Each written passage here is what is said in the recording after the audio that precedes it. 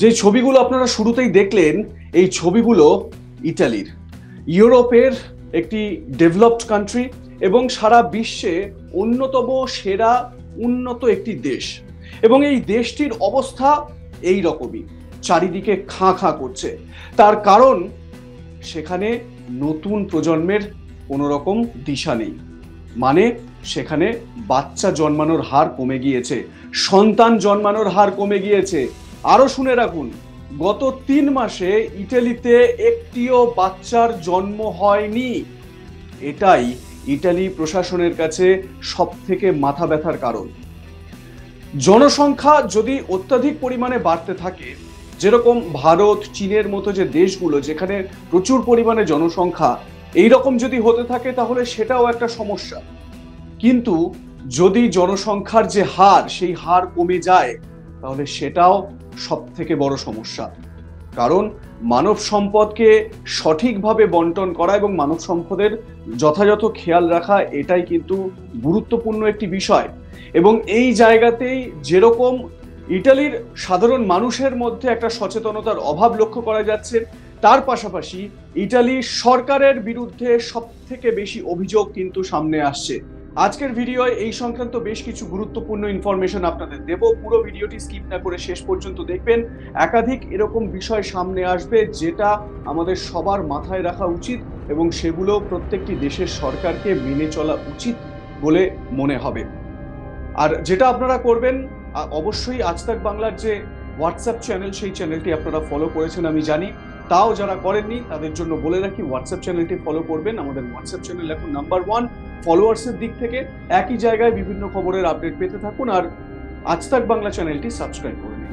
বেঙ্গল প্রেসিডেন্সির গভর্নর, মানে ব্রিটিশ শাসিত বাংলার যিনি গভর্নর ছিলেন, সেই ওয়ারেন হেস্টিংসের যে প্রেম কাহিনী, সেই প্রেম কাহিনী বাংলার একটা বড় আতঙ্কের জন্ম দিয়েছিল। যদি এই ভিডিওটি সম্পর্কে জানতে চান তাহলে আই বাটনে ক্লিক করে এই বিষয়ে বিস্তারিত জানতে পারেন। এবারে আজকের ভিডিওতে আসি। যেটা আমি বলছিলাম যে ইটালিতে এই রকম পরিস্থিতি কেন হলো।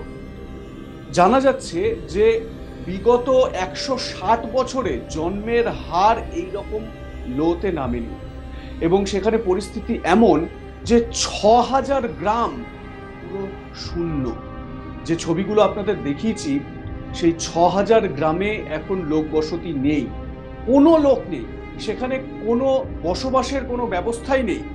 তার কারণ হচ্ছে গিয়ে অন্যতম প্রধান যে সমস্যা ইটালির, সেটা হচ্ছে এই জন্ম নিয়ন্ত্রণ বা জনসংখ্যার যে একটা নিয়ন্ত্রণ থাকে বা জনসংখ্যার যে পরিমাপ থাকে, সেই জনসংখ্যার পরিমাপে ইটালি পিছিয়ে পড়ছে। তার কারণ যেরকম আমি বললাম যে বিগত 3 মাসে একটিও সন্তানের জন্ম হয়নি বা একটিও বাচ্চার জন্ম হয়নি।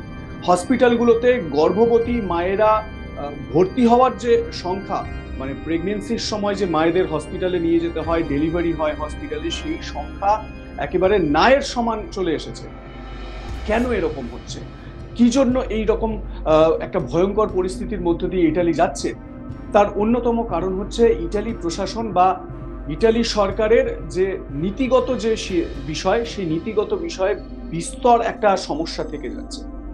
তার কারণ হচ্ছে ইটালিতে বেশ কিছু আইন এরকম রয়েছে, যেই আইনগুলো মানুষের মনে একটা ভয়ের সঞ্চার করছে, একটা ভীতির সঞ্চার করছে। সাধারণ মানুষ তারা আতঙ্কে রয়েছেন, তারা আশঙ্কায় রয়েছেন যে তাদের ভবিষ্যৎ কি সিকিউরড, এবং তাদের ভবিষ্যৎ যদি সুরক্ষিত না থাকে তাহলে তারা সন্তান নেবেন কেন। সাধারণত মানুষের মনে এটাই থাকে যে আমরা আমাদের সন্তান তখনই নেব যখন আমরা আর্থিকভাবে সচ্ছল থাকবো বা আর্থিকভাবে সুরক্ষিত থাকবো। আমাদের যে সন্তান আসবে সেই সন্তানকে আমরা খাওয়াতে পড়াতে পারবো, ভালো স্কুলে তাদেরকে পড়াতে পারবো, ভালো চিকিৎসা আমরা দিতে পারবো এবং সে যাতে মানুষ হতে পারে, ভালো মানুষ হতে পারে, সেই রকম তাকে প্রতিপালন করতে পারবো। এই রকম নিশ্চয়তা যখনই থাকবে তখনই মানুষ সন্তান নেওয়ার কথা ভাবনা চিন্তা করে থাকেন সাধারণত। কিন্তু যখনই এই নিরাপত্তার যে জায়গাটা, সেখানে একটা গাফিলতি চলে আসে বা সেখানে একটা প্রশ্ন চলে আসে, তখন কিন্তু সাধারণ মানুষ তারা এই থেকে পিছিয়ে আসার চেষ্টা করেন এবং তারা ভাবেন যে আমাদের ভবিষ্যৎ সিকিউর নয়, তাহলে আমরা কেন সন্তান নেব। জর্জিয়া মেলোনি, যিনি ইটালির প্রধানমন্ত্রী, তার সরকারের তরফ থেকে 2016 সালে একটা প্রচার চালানো হয় এবং সেখানে বলা হয় যে সচেতনতা প্রচার চালানো হয়। সেখানে বলা হয় যে আপনারা সন্তান নিন এবং সন্তান নেওয়ার জন্য আপনাদেরকেই এগিয়ে আসতে হবে। এটা আপনারা যদি না চান বা আপনারা যদি সন্তান না নেন তাহলে কোনো ঈশ্বরের দূত এসে বা কেউ এসে আপনাদের কোলে সন্তান দিয়ে যাবে না। এই ধরনের বিষয়কে সামনে রেখে একটা সচেতনতা প্রচার চালানো হয়।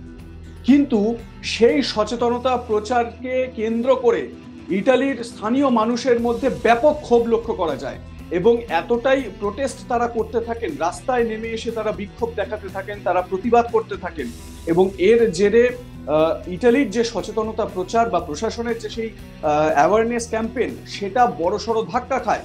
কিন্তু কেন এরকম করছেন মানুষ, এক এক করে সমস্ত তথ্য আপনাদের সামনে তুলে ধরছি।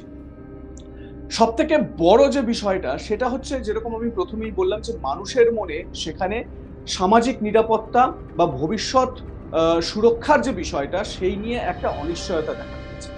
তার কারণ হচ্ছে ইটালিতে অলরেডি গত 10 বছরে তিনটি রিসেশন এসেছে। তারপর থেকে কর্মসংস্থানের হার একেবারে নিচের দিকে। ইটালিতে ডেট টু জিডিপি রেশিও 145%-এ চলে এসেছে। তার মানে ইটালি যদি 1 টাকা আয় করে তাহলে নিজের দেশকে চালানোর জন্য ইটালিকে বাইরে থেকে বা বিভিন্ন জায়গা থেকে 145 টাকা ধার করতে হচ্ছে এবং এই ধারের জীবন নিয়ে একটা দেশ চলছে। এবারে ভেবে দেখুন মানুষের মনে কি প্রভাব পড়ছে। মানুষ ভাবছে যে আমাদের দেশই যখন সুরক্ষিত নয়, আমাদের দেশকে এতগুলো টাকা ধার করতে হচ্ছে সবকিছুর জন্য, প্রতিপালন করার জন্য, সার্বিকভাবে দেশের উন্নয়ন করার জন্য, তাহলে আমরা কিভাবে আমাদের সন্তান সন্ততি নেব? তারাও তো অনিশ্চয়তার মধ্যে পড়ছে, তাদেরও তো ভবিষ্যৎ সুরক্ষিত নয়। এবং এই জায়গা থেকেই প্রাথমিকভাবে কিন্তু ইটালির মানুষের মধ্যে একটা অনিশ্চয়তা দেখা দিয়েছে। এবারে আসি ইটালির বেশ কিছু আইন কানুন যেগুলো মানুষের মনে একটা বিরূপ প্রভাব ফেলেছে।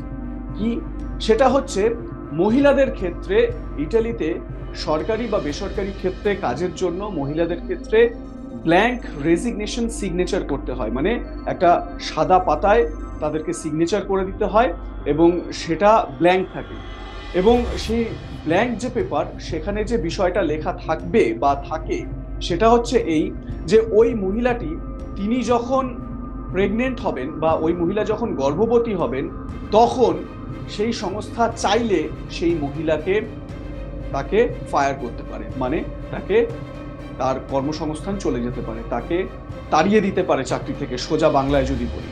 আর এই জায়গা থেকেই মহিলাদের মধ্যে প্রেগনেন্ট হওয়ার বা প্রেগনেন্সি প্ল্যান করার যে ভাবনা চিন্তা, সেই ভাবনা চিন্তার মধ্যে ফাটল দেখা দিয়েছে। কারণ তাদের মনে এটাই রয়েছে যে একেই তো রিসেশনের এরকম একটা প্রকোপ, কর্মসংস্থানের একটা বাজে অবস্থা, সেইখানে দাঁড়িয়ে যদি কোনো একজন মহিলা হঠাৎ করে প্রেগনেন্ট হলে তার যদি চাকরি চলে যায় তাহলে কি দুর্বিষহ অবস্থার মধ্যে তিনি পড়বেন ভাবতে পারছেন? তো এই রকম একটা জায়গা থেকে এই যে সরকারের সিদ্ধান্ত, সেই সিদ্ধান্তের বিরূপ একটা প্রতিক্রিয়া পড়েছে সেখানকার মহিলাদের মধ্যে এবং সেই কারণেই ইটালির বেশিরভাগ মহিলা তারা প্রেগনেন্ট হতে চান না। হাল ফিলে সেই ঘটনাই বলে দিচ্ছে যে গত 3 মাসে কোনো বাচ্চা হয়নি ইটালিতে। এটা গেল একটা দিক। দ্বিতীয় দিক হচ্ছে, জর্জিয়া মেলোনির সরকার এটা বলছে যে স্বাভাবিক নিয়মে যেরকম ভাবে বাচ্চা হয় বা সন্তানের জন্ম হয়, স্বামী এবং স্ত্রী, পুরুষ এবং নারীর যে যৌন মিলন, সেই যৌন মিলনে যে সন্তানের জন্ম হয় সেই জন্মই একমাত্র গণ্য করা হবে। এবং এছাড়া আইভিএফ পদ্ধতিতে, এখন আমরা জানি যে চিকিৎসা বিজ্ঞানের উন্নতিতে আইভিএফ পদ্ধতিতে সন্তানের জন্ম হয়, পুরুষের শুক্রাণু এবং মহিলার ডিম্বাণুকে একত্রিত করে সেটিকে গর্ভে প্রদান করা হয় এবং সেই সন্তানের জন্ম দেওয়া হয় 9 মাস পরে। তো এই আইভিএফ পদ্ধতিকেও মান্যতা দেওয়া হয়েছে হাল। কিন্তু অন্যান্য যে বিষয়গুলো রয়েছে সন্তান ধারণের ক্ষেত্রে, সারোগেসির ব্যাপার রয়েছে, সারোগেসিতেও সন্তান নিয়ে থাকেন অনেকে। বিশ্বের বিভিন্ন দেশ, এমনকি ভারতের মতো দেশেও সারোগেসি বহুল প্রচলিত এবং সেখানেও কিন্তু আস্তে আস্তে সারোগেসির একটা জনপ্রিয়তা বাড়ছে। তো ইটালিতে সারোগেসি পুরোপুরি ব্যান্ড। এর পাশাপাশি ইটালির সরকার আরো একটি কাজ করেছে চালাকি করে, সেটা হচ্ছে যে সমস্ত কাপল বা যে সমস্ত হাজবেন্ড ওয়াইফ বা পুরুষ এবং মহিলা যারা একসঙ্গে থাকেন, বিয়ে করেছেন, সন্তান নেওয়ার ভাবনা চিন্তা করছেন, তারা যদি বিদেশে গিয়ে তারা সারোগেসির মাধ্যমে সন্তান নেন, তাহলে সেই সন্তানের বৈধ কোনো অধিকার ইটালিতে থাকবে না। এই সিদ্ধান্তের জন্যই কিন্তু বড় একটা বিরূপ প্রভাব পড়েছে ইটালিতে। এবং অন্যতম একটা বড় কারণ, যেরকম আমি বললাম, যে ইটালিতে এমন একটা পরিস্থিতি যে সেখানকার যুবক যুবতীদের মধ্যে মাত্র 65% যুবক যুবতী তারা তাদের কর্মক্ষেত্রে সুরক্ষিত, মানে তাদের চাকরি বাকরির নিশ্চয়তা রয়েছে, তারা সুরক্ষিত চাকরি বাকরি করেন। কিন্তু অন্যান্য যারা রয়েছেন, মানে 35% যুবক যুবতী যারা কাজের উদ্দেশ্যে বেরোচ্ছেন, চাকরি পেতে চান, তারা হয় কর্মসংস্থান তাদের নেই, অথবা তাদের কাজ সবকিছু হচ্ছে গিয়ে কন্ট্রাকচুয়াল, তার মানে যে কোনো দিন তাদের চাকরি যেতে পারে। এবারে ভেবে দেখুন, কোনো যুবক যুবতী তাদের নিজেদের চাকরির নিশ্চয়তা নেই, তারা কি করে বিয়ে করবে, সংসার করবে এবং সন্তান নেওয়ার কথা ভাববে? আর এই সমস্যাই কিন্তু অন্যতম বড় সমস্যা ইটালিতে, বাচ্চার হার কমে যাওয়া বা জন্মের হার কমে যাওয়ার অন্যতম একটা বড় সমস্যা হচ্ছে বৃদ্ধ মানুষের সংখ্যা বেড়ে যাওয়া। ইটালিতে এই মুহূর্তে 65 বছর বা তার বেশি বয়সী মানুষদের যে সংখ্যা বা বৃদ্ধ বৃদ্ধাদের যে সংখ্যা, সেই সংখ্যা মোট জনসংখ্যার 24%, যেটা খুবই বাজে একটা ইঙ্গিত। এবং সেখানে নতুন সন্তানের জন্ম হওয়া বা নতুন মানে জন্ম নেওয়া সদ্যজাত এবং মৃত্যু, জন্ম মৃত্যুর যে হার বা জন্ম মৃত্যুর যে রেশিও, সেই রেশিও খুবই আশ্চর্যজনক এবং ভয়ঙ্কর। তার কারণ হচ্ছে, ইটালিতে বলা হচ্ছে যে সাম্প্রতিক সময়ে যদি দিনে 7টি বাচ্চা জন্মায়, তাহলে ইটালিতে 12 জন মানুষের মৃত্যু হচ্ছে। মানে জন্ম এবং মৃত্যুর যে হারের মধ্যে একটা বড় ডিফারেন্স। তো এই জায়গা থেকেই কিন্তু একটা সমস্যা দেখা দিচ্ছে, ইটালিতে জনসংখ্যা কমে যাচ্ছে, এবং যেই কারণেই আমরা বলছি যে ইটালি কিন্তু পৃথিবীর মানচিত্র থেকে গায়েব হয়ে যেতে পারে, এই রকম একটা ভয়ঙ্কর পরিস্থিতি তৈরি হচ্ছে। আপনারা কি মনে করেন? আপনাদের কমেন্ট আমাকে জানান, সুচিন্তিত মতামত জানাতে ভুলবেন না কমেন্ট সেকশনে। দেখতে থাকুন আজ তাক বাংলার ইউটিউব চ্যানেল, সাবস্ক্রাইব করে নিন চ্যানেলটি, বেল বাটন প্রেস করতে ভুলবেন না।